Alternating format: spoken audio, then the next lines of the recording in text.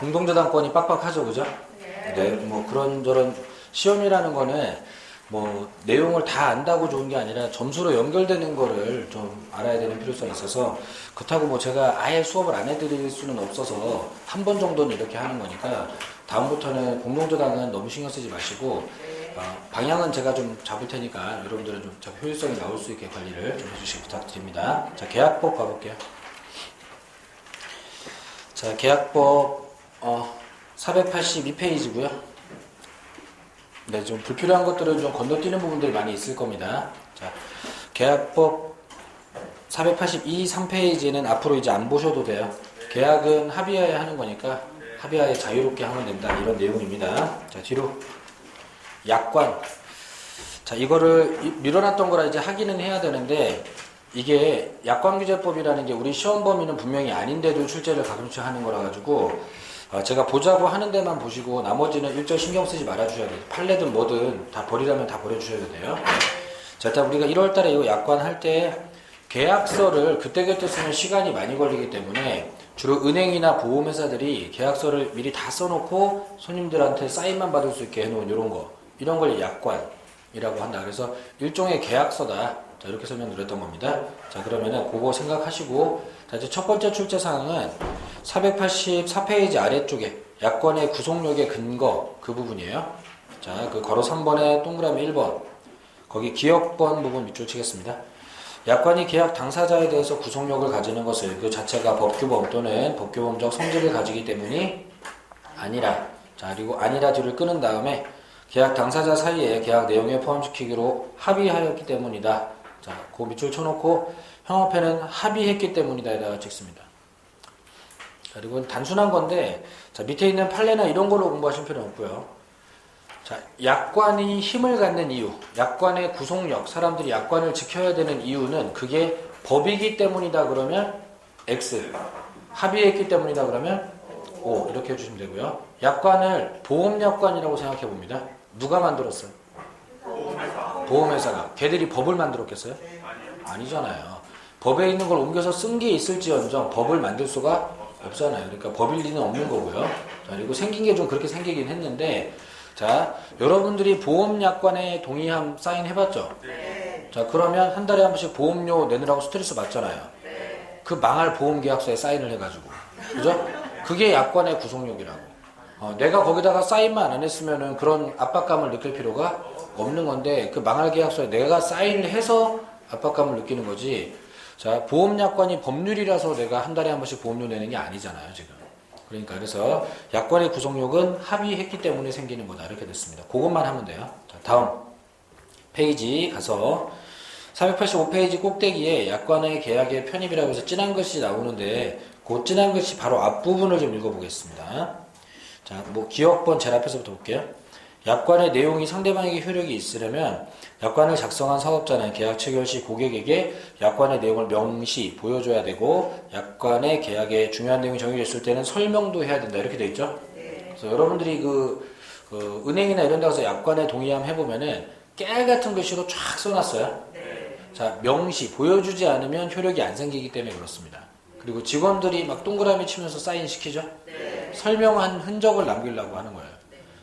설명을 하지 않으면 사인을 받아도 효력을 받을 수 없기 때문에. 그래서 요즘은 전산약관 할 때에는 전산약관 이렇게 약관 인터넷 딱 펼치면 약관에 동의함 체크가 안 되다가 스크롤을 밑으로 쫙 끝까지 내려야지 체크가 되는 경우가 있죠. 그런 걸 만드는 이유가 설명하고 다 그런 시스템을 갖춰놨다는 거를 보여주려고 하는 거예요. 약관규제법에 그렇게 하게 돼 있어요. 근데 이거 우리 시험용 아니고 그 밑으로 쭉 내려가 봅니다. 디귿번. 자, 그런 설명해야 되는데 안 하면 어떻게 되는지 우리는 그것만 알면 돼요. 자, 밑줄 칩니다. 명시 설명 후 위반해서 약관에 의한 계약 체결했을 때 약관 작성자는 당의 약관을 계약의 내용으로 주장할 수 없다. 아까 그랬죠? 네. 자, 밑줄 치고 형광펜으로 작성자는 주장할 수 없다.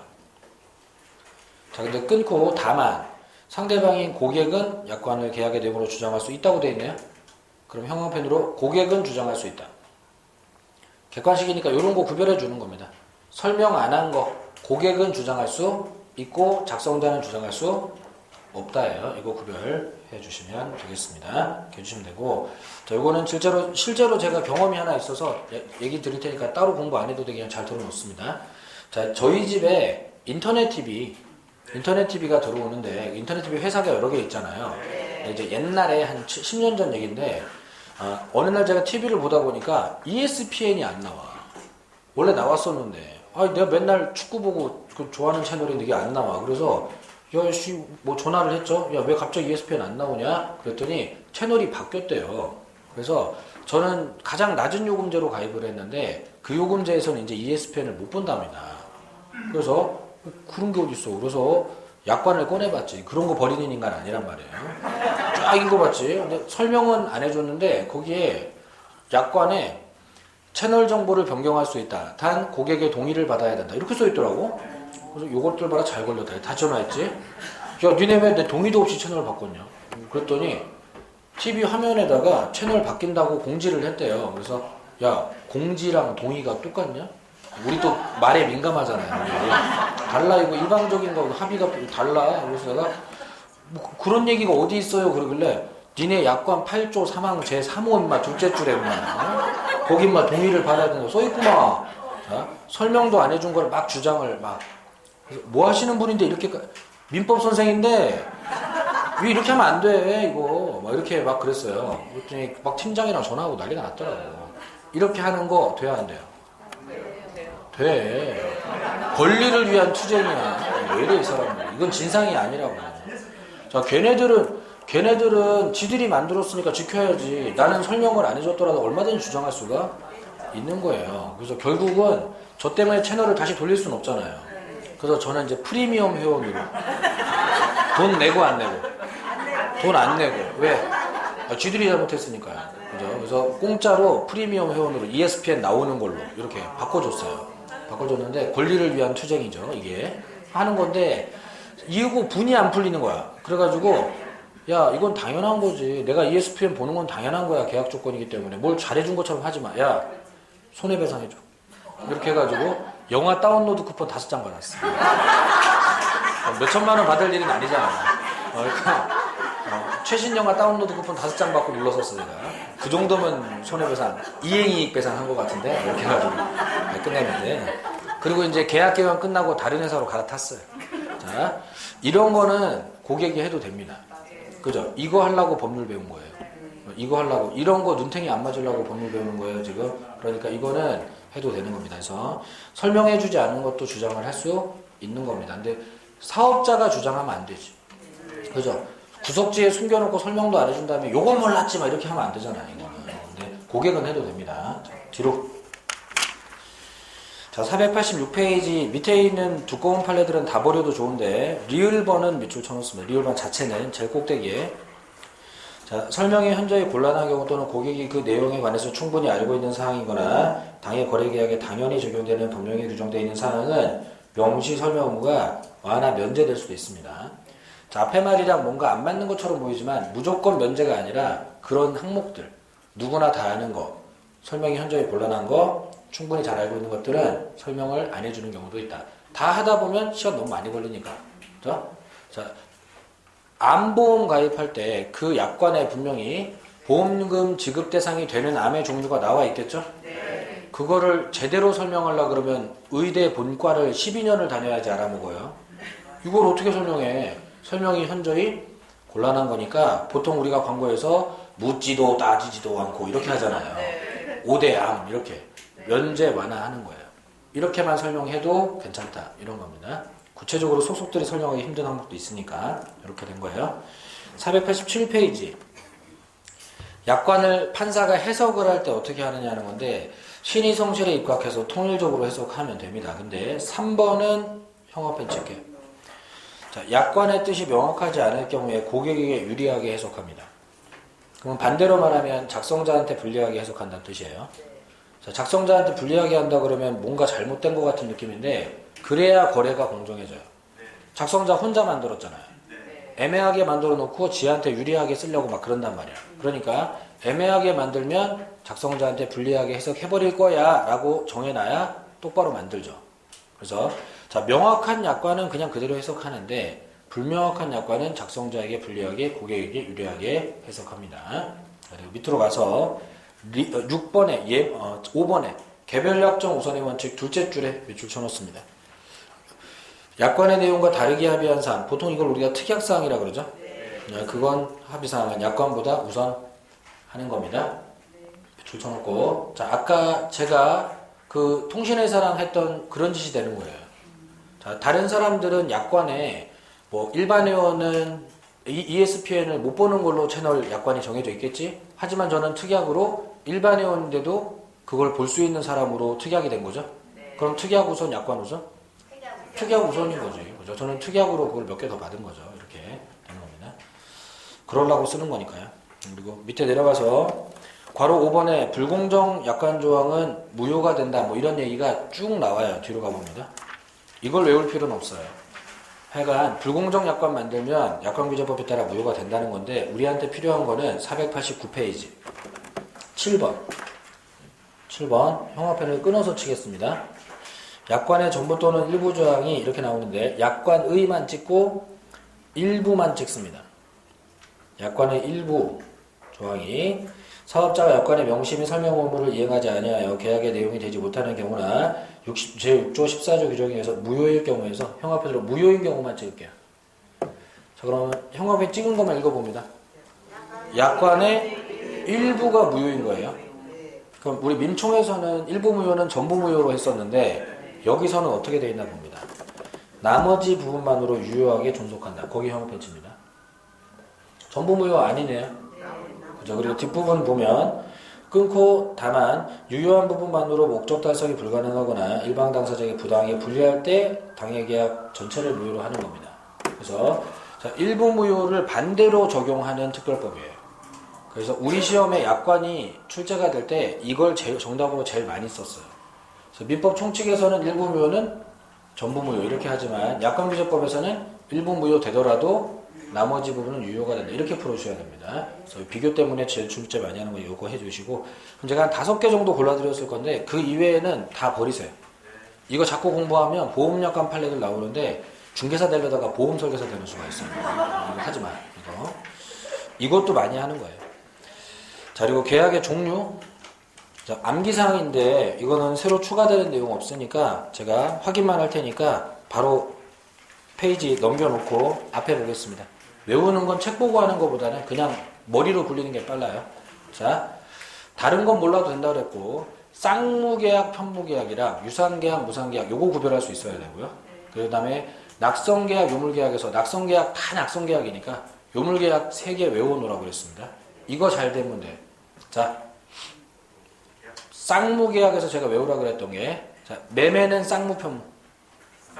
쌍무, 교환, 쌍무, 임대차, 쌍무, 우리 시험점 범위 전부 다 쌍무, 증여, 편무, 사용대차, 편무, 요런 거. 자, 매매, 교환, 매매, 임대차랑 비슷한 거 구별, 현상 광고, 편무, 요거 잘 외우면 된다. 요만큼 외우기로 했습니다. 자, 그리고, 자, 매매는 유상, 무상, 유상, 교환, 유상, 임대차, 유상, 증여, 무상, 사용대차, 무상 이렇게 비교계약들을 해놓고 현상 광고는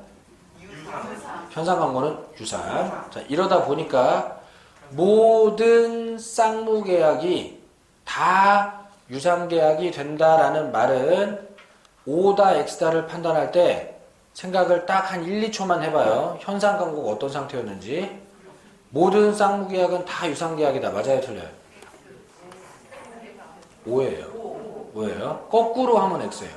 모든 유상계약이 다 쌍무계약이다. 이거는 현상 광고 때문에 X입니다. 자, 여러분들 이걸 빨리 벗어나야 되는데 머릿속에 악마가 들었어 지금. 그래서 자, 뭘 기억을 하려고 그러면 자꾸 구체적인 기억을 못하게 대충 해버려. 자꾸 옆에서 자꾸 그냥 꼬드긴단 말이에요. 그래서 모든 뭐는 아니다. 뭐 이렇게만 하려고 그러는 거야.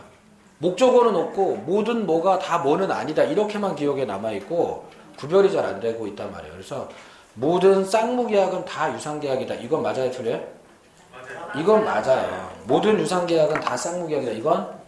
이건 안 되는 거예요. 그래서 이것만 하고 가겠습니다. 유상계약이 쌍무계약보다 큰 개념이에요. 그래서 쌍무는 다 유상인 거야. 유상은 다 쌍무는 아닌 거지. 중간에 현상광고라는 애가 떡하니 이렇게 있는 거지. 요 개념이 실수 나오면 안 됩니다. 자, 그리고 요물계약은 딱 3개를 외우라고 그랬습니다. 3개. 계약금계약, 대물변제, 현상광고 이 3가지. 특히 계약금계약이 실수 안 나오게 해주셔야 되겠고요. 이런 걸 암기사항 점검은 꾸준히 하시고 저 말이 계속 실수 나오니까 저거 주의 좀 해둡니다. 자, 그리고 저걸 대답을 하기 전에 항상 하나는 O고 하나는 X다는 생각이 머릿속에 항상 있어야 돼요. 대충 다 그런 건 아니다 이런 식으로만 해놓은 거는 항상 실수를 유발시키니까. 그러니까 잘 구별해 두시고 이거 하고 가지 뭐. 자, 정 안 되면 이렇게 하세요. 모든 쌍무계약이 다 유상계약이다. 이거 O죠? 모든 유상계약이 다 쌍무계약은 이거는 X죠? 그죠? 가나다 순으로 나오면 O, 시옷 니응 순으로 나오면 이응 시옷 순서로 나오면 X. 이거 집사람이 만든 건데. 네? 틀리지만 않으면 돼. 이게 2가지 형태의 오지문과 X문이 있다는 거를 생각만 하고 있으면 기준은 아무렇게나 만들어도 돼요. 그죠? 기역, 니은, 디귿, 리을, 미음, 미읍, 시옷, 이응 순서로 나오면 O. 이응, 시옷 순서로 거꾸로 나오면 X. 하여간 내가 헷갈릴 때 해결책만 있으면 된다고. 그죠? 어쨌건 헷갈릴 때 해결책만 있으면 돼요. 근데 거기서 생각 없이 모든 거 다 그렇진 않아 그냥 이렇게 해버리면은 이제 거기서 이제 틀리는 거예요. 요거 놓고. 자, 493페이지에 계약의 성립. 자, 493페이지는 안 보셔도 됩니다. 뒤로. 494페이지 꼭대기에. 자, 무의식적 불합의. 뭐 무의식이 중요한 건 아닌데 불합의가 되면 계약은 성립되지 않은 거니까 성립되지 않으면 취소가 된다 안 된다? 안 된다. 그 정도만 확인되면 패스해도 좋고요. 자, 그리고 밑에 청약과 승낙의 합체에 의한 계약 성립. 여기가 이제 중요는 한데 대부분 1월 달에 했던 거고 조문입니다. 그래서 오늘 좀 빠르게 훑어서 가다가 새로운 얘기 나오는 것만 좀 보고요. 그리고 제일 끝에 사례 하나 있는데 그걸로 전체를 대신해 보겠습니다. 자, 일단 1월 달에 했던 거 그냥 찍으면서 쭉 가볼게요. 자, 495페이지 꼭대기에 청약의 상대방은 특정인뿐 아니라 불특정인이라도 무방하다 이런 거 했었죠? 네. 자, 이게 이제 승낙은 청약자한테만 할 수 있는 거랑 차이점 때문에 표시했던 거고요. 그리고 니은번에 청약은 구체적 확정적 의사 표시를 해야 된다 이런 거 표시되어 있고, 자, 구별 개념으로 아래쪽에 나오는 청약의 유의는 구체적이지 않은 단순 광고 같은 것들이기 때문에 저 용어 좀 했었습니다. 자, 그리고 뒤로 가서 자, 496페이지의 청약의 효력 설명은 이게 청약도 의사표시라 의사표시 조문 적용된 거니까 그냥 그대로 읽으시라고 했던 거고요. 동그라미 이번에 청약의 구속력이라고 나오는 거는 청약은 도달 이후에 철회를 못하게 되어 있는 이 조문, 이 조문을 청약의 구속력이라고 한다 해서 니은번의 A번 쪽에다가 도달 전에나 철회가 되지 도달 후에는 철회가 안 된다 뭐 이런 거 체크해 놓으라고 했습니다. 자, 그리고 그 아래쪽에 판례 하나 나오는데 자, X 치겠습니다. 자, 우리 시험에는 출제를 거의 안 하는 판례인데 이거 괜히 읽으면 헷갈릴 수 있어요. 그러니까 버려줄게요. 이렇게 하시고 나중에 문제풀이 할 때 나오면 잠깐 얘기 드릴 텐데 이건 안 해도 돼요. 497페이지 청약의 실질적 효력에서는 그 아래쪽에 니은번에 A, B 묶어서 비교해 놓으라고 했을 거예요. 그래서 승낙 기간 정하면 그 기간 내에 즉 기간 안 정하면 상당 기간 내에 승낙을 못 받으면 청약은 효력을 잃는다. 뭐 이렇게 된 조문들 읽을 수 있게 해주시고 승낙은 아래쪽에 가서 조문에 변경을 가한 승낙은 새로운 청약으로 본다에다가 형합 편천이라고 했을 거예요. 그 조문 항상 자주 보고 읽으시고 자, 뒤로 자, 498페이지의 꼭대기 판례는 참고 해놓습니다. 버릴 정도는 아닌데 새로운 내용은 없어요. 자, 이거 잠깐 그냥 제목만 보겠습니다. 자, 매매계약의 합의 해제도 계약이에요. 그러다 보니까 합의 해제를 청약을 했다가 상대방이 조건을 붙이거나 변경을 가해서 승낙하면 그것도 새로운 청약 된다는 뭐 조문 똑같은 얘기입니다. 자, 니은번의 주관적 합치 부분 둘째 줄에 불특정 다수인에 대한 승낙은 하면 안 되고 청약자한테 승낙해야 된다. 요거 했었죠? 네. 자, 요 내용 관련해서 잠깐 뭐 하나 하고 가겠습니다. 자, 요거는 좀 새로운 개념인데 자, 개념이 똑바로 됐으면은 안 외우고 할 수 있을 것 같으니까 잘 보세요. 불특정 다수인에 대한 청약 할 수 있나요, 없나요? 없어요. 또 불특정 다수인한테 청약 할 수 있다고. 거봐, 이거 아무 말이나 하면 안 된다니까. 자, 청약은 해도 되고 승낙은 그렇게 하면 안 되고. 그러면 두 명한테, 자, 누구든지 돈 갖고 오면 먼저 오는 사람한테 판다 할 수 있어. 구체적이기만 하면 돼요. 자, 이제 의리 승낙 이렇게 하면 계약 되는 거죠? 이렇게 되는 건데, 근데 만약에 병이 정한테 가서 승낙 이렇게 하면, 자, 승낙은 이렇게 하면 안 되잖아요. 승낙은 누구한테? 청약자한테 해야 되는데, 근데 정한테 승낙 이러면 이건 뭐가 된 건지를 이해를 해봐요. 이거 뭐가 된 거예요? 이거 새로운 청약이 된 거예요. 이걸 조문에 없는데 이해를 하면 돼요. 자, 이렇게 하면 이제 왜 새로운 청약이 되는지 봅니다. 자, 갑과 을 사이에서는 누가 먼저 계약을 하자고 얘기를 꺼냈어요? 갑이 먼저 얘기하고 을이 대답한 거죠. 그러니까 갑이 청약자, 을이 승낙자예요. 근데 병과 정 사이에서는 누가 먼저 얘기를 꺼냈어요? 병이 먼저 얘기를 꺼낸 게 됐으니까 이렇게 되면 이건 승낙이라고 할 수 없고 청약이 되는 거예요. 그러니까 제가 여러분들한테 전에 이걸 수업하면서 제 차 2010년식 소울인데 지금 다 무너져 간다고. 자, 이거 500이면 판다. 뭐 이런 얘기. 불특정 다수를 상대로 지금도 유효합니다. 사실 한 200 정도에도 팔 생각 있어요, 지금. 자, 근데 그걸 판다고 말을 했어. 근데 여러분들이 저한테 승낙하면 이건 계약이 되는 거지만 계룡 교수님한테 가서 500 드리면 이거 차 주세요. 이렇게 하면 그럼 계약이 되지 않는 거지만 또 몰라. 계룡 교수님 팔지도. 그지? 얘가 내 차를 500에 사겠다는 소리인가? 이렇게 받아들일 수 있다고. 그리고 계룡 교수님이 콜 이렇게 하면 계약되는 거예요. 그죠? 그러니까 자, 개념상 사람이 바뀌면 동일한 당사자 간에 누가 먼저 얘기를 했는지를 봐야 돼요. 그래서 명칭이 청약이냐 승낙이냐가 중요한 게 아니라 먼저 얘기한 쪽은 청약이에요. 나중 게 승낙입니다. 자, 이 컨셉으로 푸는 문제가 14회 때, 15회 때까지 나오다가 지금 꽤 오랫동안 쉬었는데 최근에 타 시험에서 이 컨셉 문제가 지금 되게 많이 늘어요. 그래서 이거를 좀 외우는 건 아니잖아요. 이렇게 좀 잘해줄 수 있으면 좋겠고요. 그리고 제대로 이해했는지 확인하고 갑니다. 사기를 하도 많이 당해갖고 제가 안다 그래 놓고 수업 빨리 끝내고 싶어갖고 모르는데 대답하고 그러더라고. 내가 많이 속아봤어. 내가 시험은 뒷전이고 지금 집에만 가고 싶고 이런 사람도 있더라고. 자, 보세요. 갑이 을한테 청약. 자, 근데 되게 좋은 조건이에요. 10억짜리 집인데 너는 이쁘니까 5억에 팔게. 너만 딱 5억 딱 찍어서 청약했어요. 자, 근데 옆에서 보고 있던 병이 오빠 나도 이렇게 승낙했어. 계약 돼요, 안 돼요? 안 돼요. 안 돼. 왜? 을에게만 500 줬어요. 자, 이거는 을이 대답하면 계약이 되죠. 네. 이러면 계약이 돼요. 근데 병이 대답하면 뭐가 된 거예요? 청약. 요렇게 둘이는 갑이 먼저 얘기했지만 네. 요렇게 둘이는 병이 먼저 얘기한 게 됐으니까 이거는 승낙 개념이 아니라 청약 개념이에요. 그럼 계약이 된 게 아닌 거야. 갑은 어떻게 해야 돼?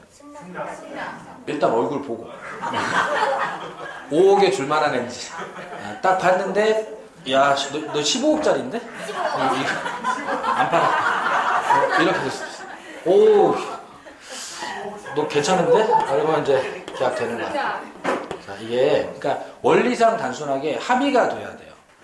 지 혼자 생각으로는 이건 거래를 못 하는 거예요. 이게 막 말이 왔다 갔다 해서 헷갈리지만 결국은 두 사람이 마음만 맞으면 어떻게든 계약을 할 수 있는 건데, 근데 병이 오빠 나도 했을 때 갑이 좋다고 그럴지 안 좋다고 그럴지 어떻게 알아. 그러니까 일단 얼굴 보고 15억짜리인지 5억짜리인지 보고 콜 할 수도 있고 아닐 수도 있고 그런 거. 자, 그래서 당사자가 바뀌는 문제들을 대응하는 방법을 알아두라는 거지. 이걸 외우라는 게 아닙니다, 지금. 이렇게 해놓고 뒤로 갑니다. 또 들어가서 자, 회답 의무 쪽에 판례가 하나 있는데 요거 잘 나와요. 자, 청약의 상대방에게 청약을 받아들일 것인지 여부에 관해서 회답할 의무가 있는 것은 아니므로. 당연하죠? 누가 여러분들한테 청약하면 대답할 의무가 있나요? 아니, 그런 건 아니에요. 싫으면 많은 거죠. 뭐죠? 자, 근데 자, 그 뒤에 형광펜 칩니다. 청약자가 미리 정한 기간 내에 이 일을 하지 아니하면 승낙을 한 것으로 간주한다는 뜻을 청약 시에 표시하였다 하더라도 이는 상대방을 구속을 한다 안 한다? 안 한다. 구속하지 않는다는 얘기는 그 말 들을 필요가 없다는 소리예요. 자, 이게 될런지 보세요. 제가 여러분들한테 차를 팔겠다고 하면서 500이면 팔 건데요. 한 달 안에 대답 안 하시면 사는 걸로 생각할게요. 자, 이거 효력 있냐고. 장난하냐? 지 혼자 생각이지? 자, 이러면 안 된다고요. 그 대답 안 하면 계약 되는 거 안 되는 거? 안 되는 거죠. 관심 없어서 대답 안 하는 거지 계약 될 상황이 아닙니다. 계약은 무조건 합의예요. 그러니까 이렇게는 안 되는 겁니다. 자, 이렇게 해놓고 밑에 가서 연착된 승낙도 새로운 청약이 되죠? 그리고 뭐 연착 통지 안 하고 이랬을 때 문제되고 하는 거 좀 배웠었고 결국은 승낙 발송 시 성립되는 뭐 이런 내용들 정리했었는데 오늘은 그 내용을 499페이지 아래쪽 사례로 해볼 거예요.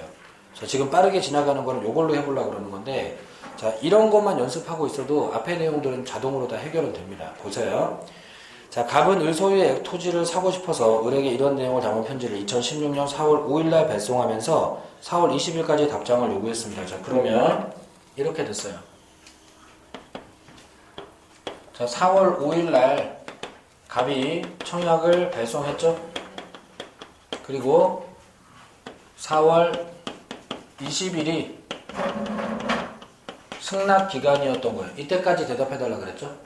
자, 그리고 자, 4월 7일날 편지를 받은 을은 이렇게 됐으니까 갑의 청약이 4월 7일날 도달한 거예요. 그죠? 자, 이걸로도 낼 수 있는 문제는 있습니다. 자, 보세요. 갑의 청약은 언제까지 철회가 가능하냐 물어보면 4월 5일부터 7일까지 이틀 동안은 철회가 가능했었지. 도달 전이었으니까. 하지만 도달 후부터 승낙 기간까지 이때까지는 철회를 할 수가 있다 없다? 철회를 할 수가 없고 이걸 청약의 구속력이라고 하고 4월 20일 딱 때까지 승낙을 받지 못하면 이 청약은 효력을 잃는다. 이렇게 아까 그리고 기간을 정하지 않았으면 상당 기간이 되는데 자, 시험에다가 이걸 내려 그러면 당연히 날짜를 주게 마련입니다. 객관식이다 보니까 자, 이렇게 될 거고 이런 것도 낼 수는 있겠고 자, 그럼 이제 가면서 계속 봅니다. 이렇게 됐는데 을은 갑이 제시하는 가격에 토지를 팔겠다. 그럼 변경을 가하진 않았어요. 편지를 4월 12일에 발송했습니다. 그러면은 여기쯤이네요. 4월 12일. 자, 그러면 을이 승낙을 발송했는데 계약은 승낙 발송 시 성립입니다. 자, 근데 제 날짜에 도착했으면 예를 들어 4월 17일 정도에만 을의 승낙이 도달됐더라도 계약은 여기서 성립이었죠. 그죠? 자, 이렇게 된 건데 승낙 발송 성립인 건데 계속 봅니다. 뒤를. 자, 근데 자, 이렇게 했는데 4월 22일에 도착했대요. 그러면은 4월 지금 12일에 보낸 편지가 4월 22일이면 연착됐죠. 이렇게 됐단 말이에요. 그러면은 이날 성립됐었다는 효과가 파괴되는 거예요. 청약이 효력이 없어진 시점에 연착으로 왔으니까. 자, 이제 새로운 청약 되는 건데, 근데 여기서 다시 자, 계속 보면 자, 갑은 이런 연착에 대한 통지를 하지 않았다. 이렇게 돼 있죠. 그러니까 이런 식으로 일찍 보냈는데도 늦게 왔을 때에는 여기쯤에서 날짜 지나고 연착되기 전에 여기서 그 갑이 지연 통지를 했었어야 된단 말이에요. 아니면 그 직후에라도 연착 통지를 했었어야 된다고. 이거 법적으로 이런 게 하게 돼 있다고. 이 둘 중에 하나를 하게 돼 있는데 지금 이거 둘 다 안 했다는 거잖아요. 이렇게 되면은 기간 내에 도달된 것으로 간주한다. 그러면 제 날짜에 온 것처럼 생각해서 이날이 성립이 돼버리는 거예요. 이렇게. 이 케이스가 제일 복잡한 케이스입니다. 그래서 늦게 왔지만 제때 온 걸로 연착 통지, 지연 통지 안 했을 때는 바로 성립. 이렇게 되는 겁니다. 자, 그러면 자, 이 케이스는 이렇게 하고 그럼 다른 케이스들은 제가 만들어서 해볼게요. 자, 그러면 이렇게 된 게 아니라 4월 19일 날 그러니까 하루 전에 편지를 보내다 보니까 4월 22일 날 도착했다. 이러면은 연착 통지, 지연 통지 문제가 아니라 승낙자가 잘못했네. 그러면 이거는 승낙이 도달되긴 했는데, 을의 승낙이 도달되긴 했는데, 승낙 도달된 개념이 아니라 뭘로 본다? 새로운 청약으로 본다. 연착된 승낙은 새로운 청약으로 보니까 이게 승낙 도달이 아니라 을이 청약한 거 도달된 걸로 보고 거기에 대해서 갑이 지금도 괜찮아. 콜 4월 25일 이렇게 하면 이게 갑이 승낙 발송한 게 되는 거죠. 그럼 계약은 며칠 성립? 여기가 되는 거예요. 이렇게 되는 거예요. 그러니까 자, 승낙 발송 시 이거를 잡을 거냐 아니면 승낙을 청약으로 바꿔서 새로 승낙 발송 시를 잡을 거냐 이 차이인데, 근데 문제 생기면 다 이렇게 해요.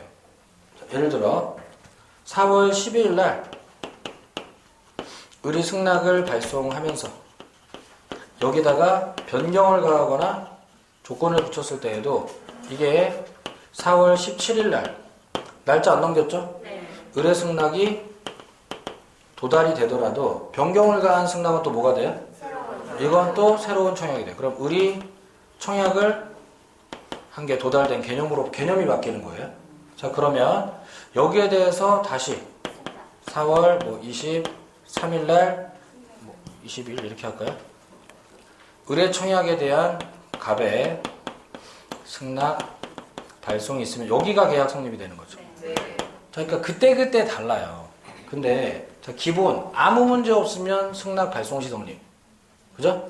그래서 발신주의. 그리고 문제가 생기면 새로운 청약으로 다시 승낙 발송 필요하고요. 근데 자, 문제가 생겼는데도 그냥 발송 시 성립으로 걸리는 케이스는 딱 요거 하나. 지연 통지, 연착 통지 안 하는 거 요거. 그래서 지금 책에 그 문제가 따로 별도로 이렇게 나와 있는 건데, 근데 출제자가 어떤 경우를 낼지를 모르지. 그러니까 이거는 외워서 할 수 있는 게 아니라 승낙이 새로운 청약 된다는 게 무슨 개념인지 개념을 알아먹어야 돼. 이 개념이랑 당사자 바뀌는 개념이랑 똑같은 거예요. 말이야 승낙이라고 써있지만 내용이 바뀌거나 사람이 바뀌거나 늦게 오거나 문제가 생기면 승낙을 뭐로 본다? 청약으로 봐줘야 된다. 이 개념입니다. 그리고 이걸 하다 보면은 어차피 앞에 문장들 형광 펜친 거는 그냥 자동으로 다 포함되어 있어요.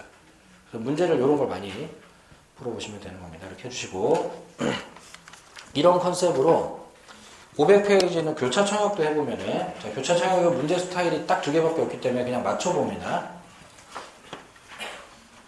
그냥 맞춰볼게요. 어렵지 않은 거니까. 갑이 청약을 발송한 게 4월 5일.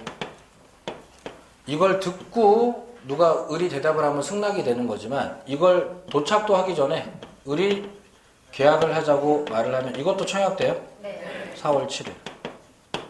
자, 갑이 한 청약이 먼저 갔으니까 먼저 도착했겠죠? 4월 10일. 그럼 갑의 청약이 도달됐고. 그리고 의뢰한 청약은 요즘 4월 12일. 의뢰 청약이 도달됐다. 자, 내용이 다르면 모르겠는데 내용이 동일해요. 자, 동일한 내용의 청약이 상호 교차됐다면 교차 청약이죠?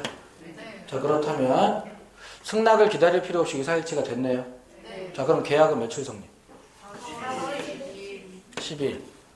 두 개의 의사표시가 다 효력이 생기고 그리고 양청에 모두 도달돼서 의사일치가 확인되면 12일 성립. 그래서 청약 승낙에서는 어떻게 하든 발송시 성립으로 해줘야 돼. 첫 번째 발송이든 두 번째 발송. 근데 여기는 도달시 성립이에요. 이런 거 구별해 주는 겁니다. 자, 안 어렵죠? 자, 제대로 하는지 확인합니다.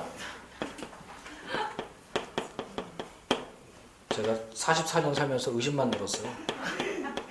자, 4월 5일날 갑이 청약 발송, 4월 7일날 의리 청약 발송. 여기까지 똑같아요. 내용 똑같은 것도 똑같고요.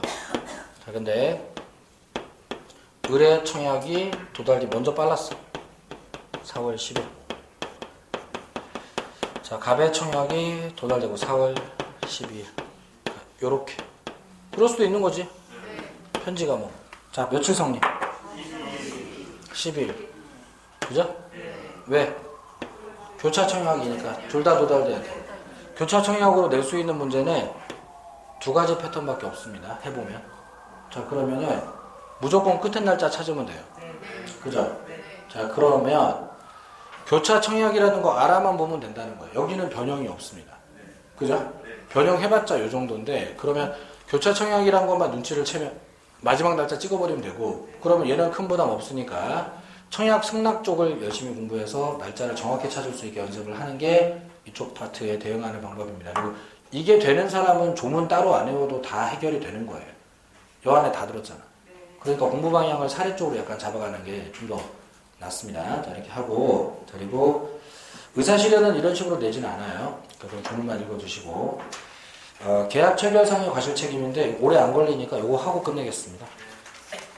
자, 전에 조문으로 알려드렸던 건데 오늘은 판례를 좀 보겠습니다. 뒤로 가셔서, 자, 502페이지 하단의 판례는 안 보셔도 되는 판례고요. 503페이지 판례 봅니다. 503페이지 판례.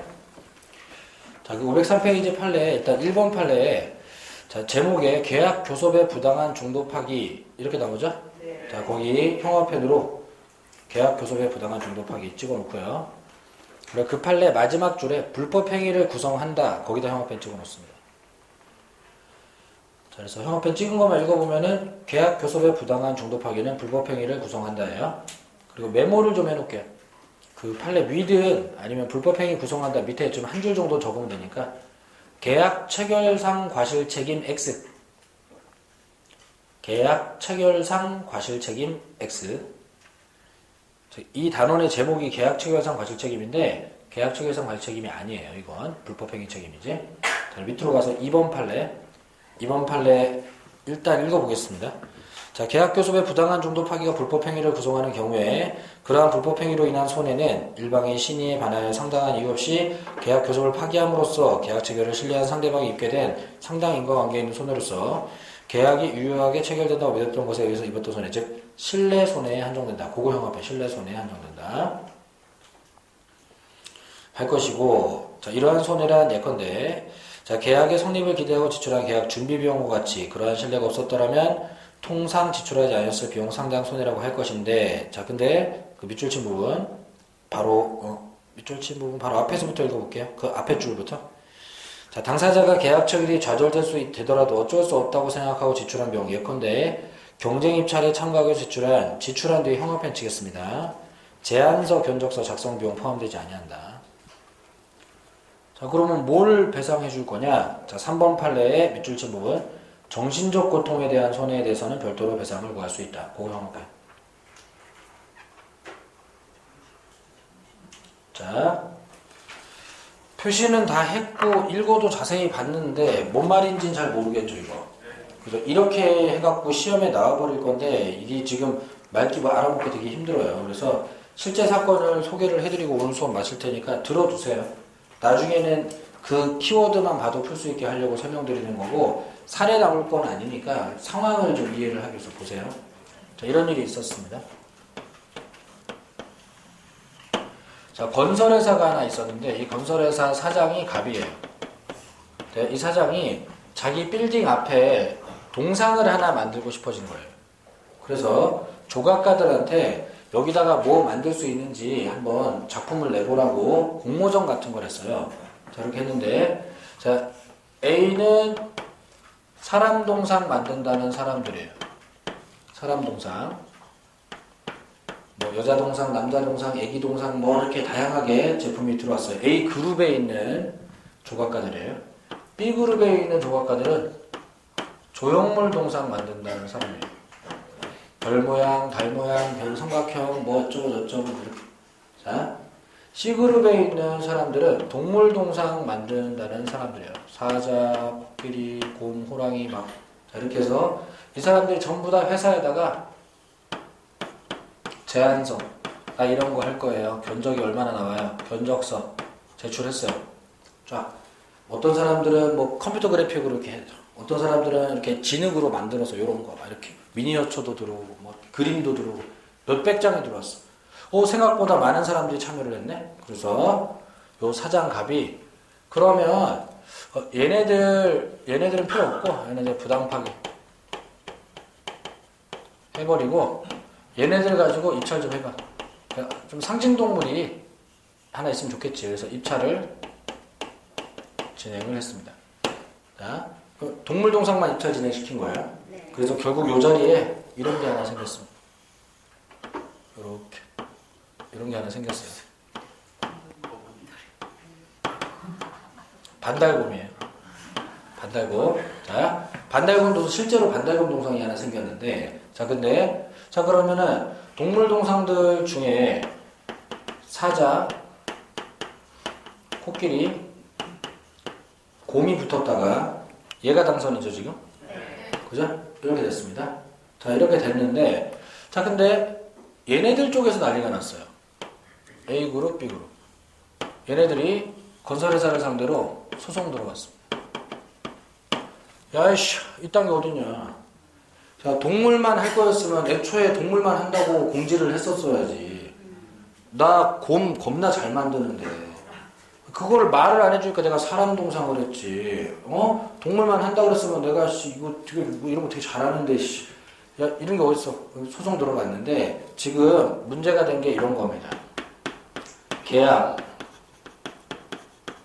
교섭 단계의 부당 파기. 그죠? 자, 그럼 이 말을 정확히 읽어볼게요. 계약 교섭 단계라는 거는 성립 전이에요, 후예요? 성립 전. 그러니까 사람 동상, 조형물 동상 이 사람들이 회사랑 계약을 한 게 아니잖아요. 그죠? 교섭만 하고 있었잖아.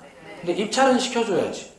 자, 얘네들 말이 맞기는 맞는 게 애초에 동물만 한다고 그랬으면 상관없는데 그런 얘기 안 하고 그냥 신청받았다가 얘네들을 끼워주지도 않으면 이거는 잘못된 거지. 근데 자, 교섭 단계에서의 부당 파기가 됐는데 문제는 계약 체결 전 단계니까 원시적 상황이긴 한데 부당 파기가 불능은 아니란 말이에요. 원시적 불능이 아니란 말이에요. 근데 우리나라에서는 계약 체결상 과실 책임을 원시적 불능에서만 적용하게 법을 만들어 놨죠? 그래서 우리 1월 달에 그거 했단 말이에요. 그러면은, 자, 요런 문제를 계약 체결상의 과실 책임이라고 말할 수 있겠다, 없겠다? 말할 수 없겠다. 자, 근데 독일에서는 이거를 계약 체결상 과실 책임이라고 합니다. 자, 독일에서는 이런 거야말로 계약과 인과관계에 있는 성립 전 단계에서의 문제이기 때문에 계약 체결상 과실 책임이라고 해요. 근데 우리나라 교수님들 중에 독일에서 법률 배우신 교수님들이 우리나라도 이거 계약 체결상 과실 책임을 하자 이렇게 자꾸 주장하시는 거예요. 근데 우리나라 법률에서는 이게 계약 체결상 과실 책임이 안 되는 거죠. 왜? 원시적 불능이 아니니까요. 그죠? 근데 판사도 그 교수한테 민법을 배웠단 말이죠. 그래서 손해배상은 시켜줄 건데 계약 체결상 과실 책임은 독일에서만 할 수 있는 거니까 불법행위 책임을 인정하겠다 이랬단 말이에요. 전 판례가. 그죠? 자, 전 판례는 불법행위라고 그랬지 계약 체결상 과실 책임이라고 한 적이 없잖아. 그러면 출제 포인트가 손해배상을 한다 안 한다가 아니라 뭘 근거로 손해배상 하느냐가 중요한 거라고. 이거는 출제 포인트가 어디인 줄 알아요. 이거 제가 강의를 하면 시험에 이렇게 나와요. 교섭 단계 부당 파기의 경우 계약 체결상 과실 책임에 의한 손해배상을 해야 된다. OX. X인데 자, 그건 X고 불법행위에 따른 손해배상을 해야 된다. 그러면 O. 이렇게 되는 건데 학생들이 자꾸 찾아와서 물어봐요. 그래서 손해배상 하냐고 안 하냐고.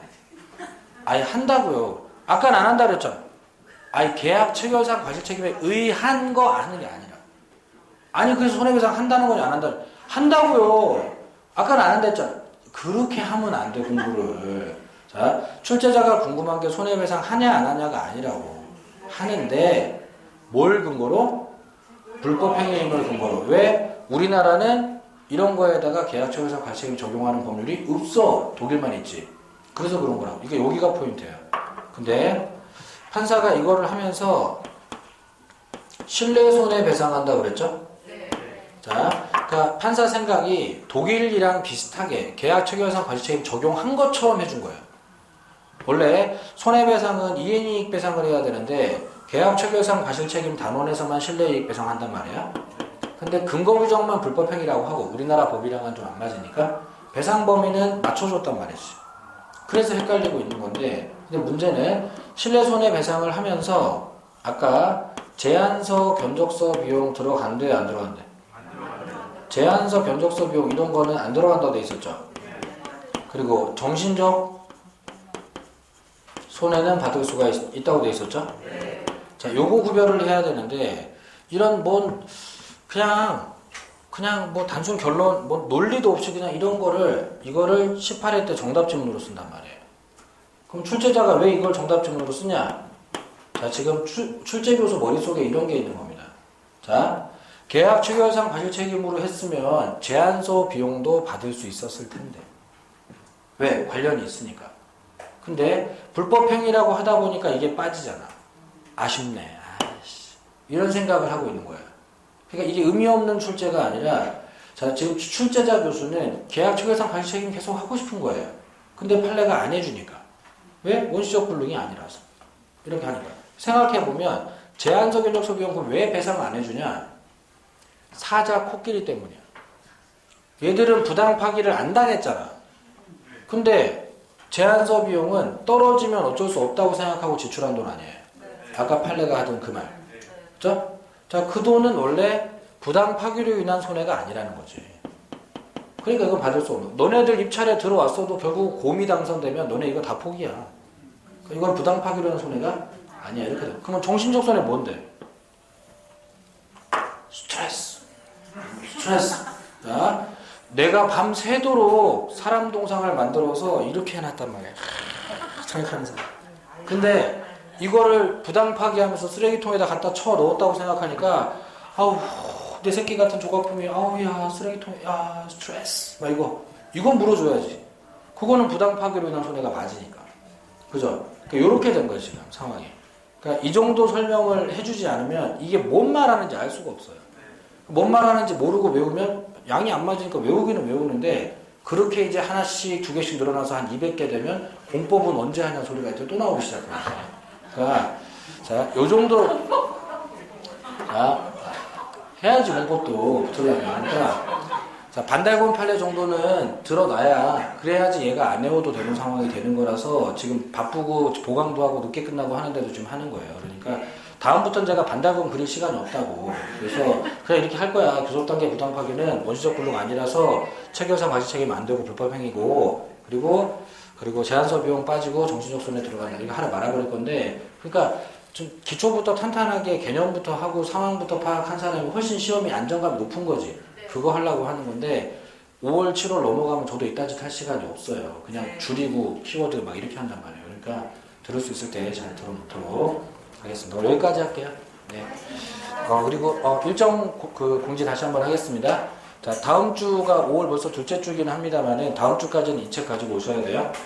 그리고 계약법 강론까지 마무리하게 될 거고 1월 달에 했던 부분 좀 많이 건너뛰고 밀어놨던 판례들 쭉 위주로 봐서 마무리할 거고요. 그리고 그 다음 주부터가 이제 요약 제출도 시작입니다. 그래서 다음 주에 기본서 놓고 오는 일이 안 생기도록 주의를 좀 해주시기 바라고요. 그리고 특별법은 3, 4월 일정에 추가되는 부분은 없는데 그 3월달 초에 수업 자세히 해놨으니까 그 부분 늦게 오신 분들은 그 부분을 챙겨서 좀 짬짬이 들어주시고 5월달에 요약출 수업할 때는 진도 범위에서 특별법까지 다시 한번 싹 다 하는데 뭐 시간상 그때만큼 자세히 하기는 힘들어요. 그때 우리 특별법만 8시간 반인가를 했던 거예요. 근데 그렇게까지 시간 할애가 이제는 안 되기 때문에 그냥 분량상 한 절반 정도로 줄여서 진행된다고 생각을 하시면 돼요. 그렇게 일정 진행될 예정이니까 참고하시고 다음 주는 기본서 가지고 오시고 그 다음 주부터 요약적 진행됩니다. 네, 수고하셨습니다. 오후 수업을 15분 시작할게요.